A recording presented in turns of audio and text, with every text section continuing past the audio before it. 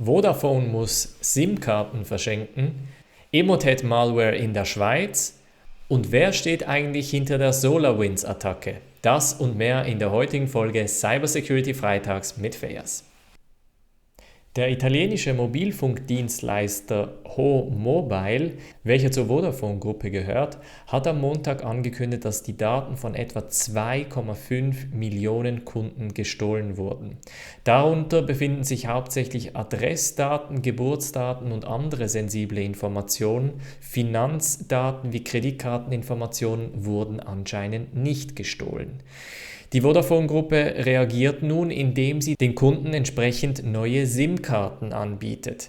Bei etwa 40 Franken in der Schweiz Kostenpreis von einer SIM-Karte sprechen wir da von etwa 100 Millionen Schweizer Franken an entgangenen Einnahmen, die jetzt Vodafone wegen diesem Hack entsprechend leisten muss.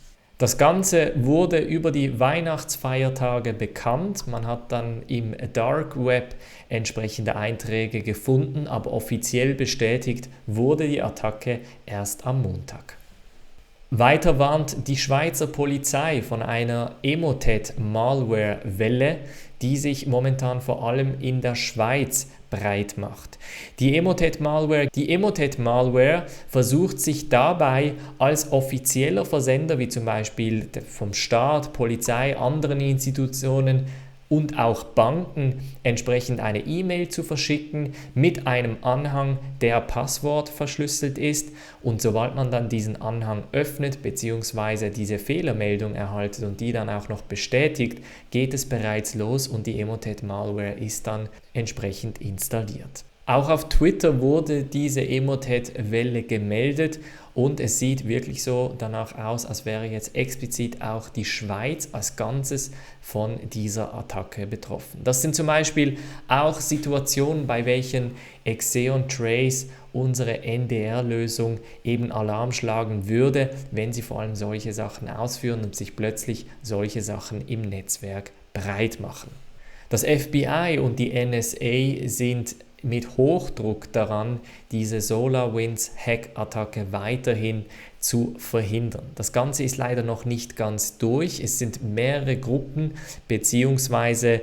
die Behörden haben eine spezielle Taskforce eingerichtet. Das ist die Cyber Unified Coordination Group, die sich momentan es zum Ziel gesetzt hat, die Attacke genauer zu analysieren und vor allem auch mögliche und die attackierende Gruppe vor allem zu identifizieren.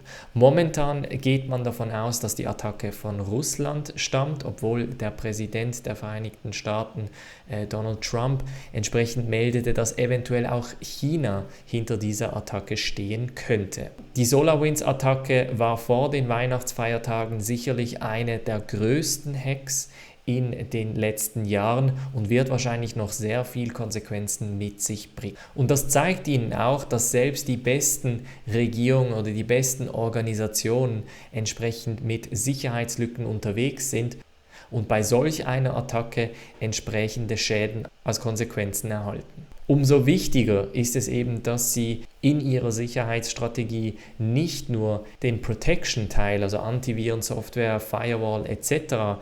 entsprechend aufgleisen, sondern eben auch im Detection- und Response-Teil, bei welchem genau Exeon Trace aktiv ist, gut aufgestellt sind und das in ihre IT-Sicherheitsstrategie einfließen lassen. Mein Name ist Fejas Alinghan und ich zeige Ihnen jeden Freitag Cybersecurity-Nachrichten aus der ganzen Welt.